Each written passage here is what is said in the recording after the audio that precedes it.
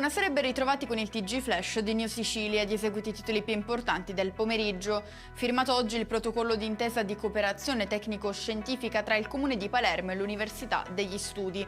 Il documento rinnova e rafforza un rapporto di collaborazione iniziato nel 2008, finalizzato allo sviluppo della città nei settori della pianificazione urbanistica, delle politiche culturali, della mobilità sostenibile, dei servizi agli studenti e del miglioramento della qualità di vita.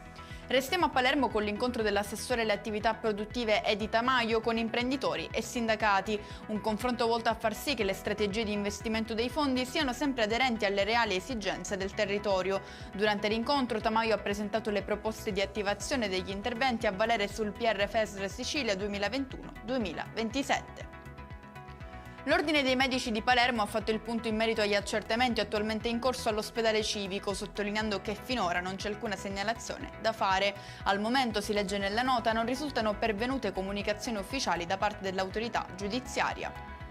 Ci spostiamo a Catania, nessun lavoratore perderà il proprio impiego nel passaggio dell'appalto dei servizi logistici No Food di Eurospin Sicilia. Questo è il risultato ottenuto dalla Filt CGIL di Catania, grazie alla quale tutti i 212 addetti della società uscente saranno assorbiti dalla nuova azienda appaltatrice. In chiusura le previsioni meteo per domani, il sole resta protagonista in Sicilia con un campo di alte pressioni che abbraccia la regione garantendo tempo stabile e assolato ovunque. Le temperature massime non supereranno i 25 gradi. E con questo è tutto, prossimo appuntamento domani alle 13:30, grazie per averci seguito, buona serata!